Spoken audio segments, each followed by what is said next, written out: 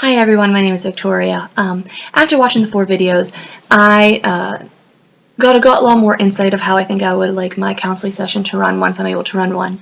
I thought it was really interesting through the first video how he used open and closed questioning to get to the meat of what was bothering the client.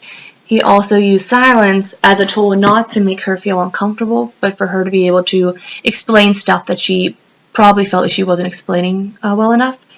She was really worried about her boyfriend going out with his coworkers and her just not feeling needed or not feeling that he wanted her to be around. And even whenever she went with him, how she just didn't feel like she belonged and didn't know how this would work if they would, end up to get married or end up to move on for the life.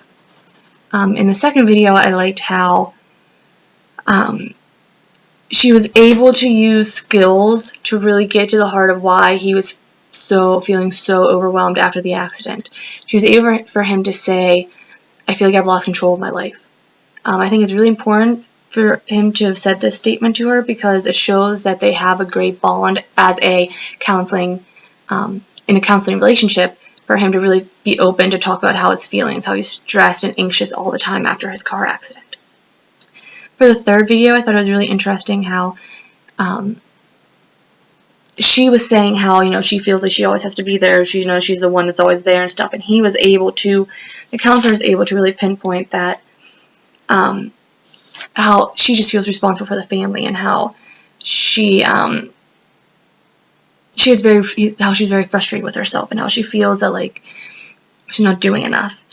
And she was able to say yes, that, and she understands that she has to be able to say no, and she has to worry about her own feelings. It's not healthy not to feel about your own feelings. If you're just worried about everyone else, your feelings are just kind of being pushed back into back to the bottom, and you're just going to explode one day. During the fourth video, it was about how the client wanted his own life, but he has such a background of family, of upbringing, and how family is so important, but he needs to find a balancing between the both to be able to be his own individual, but also have the family portion without feeling bad that he's giving up one or the other. And I think the counselor is really able to accurately pinpoint this through his feelings, through watching the client and looking at his feelings and his emotions and listening to the client's whole story before interrupting. I thought it was very interesting. I think that this will help me greatly whenever I'm a counselor and I'm able to go out, and I'll be able to use these skills as the silence, the open-ended questions, and really, watching my clients and not just listening to them real fast and trying to say what I want to without really getting into the meat of what their problem is.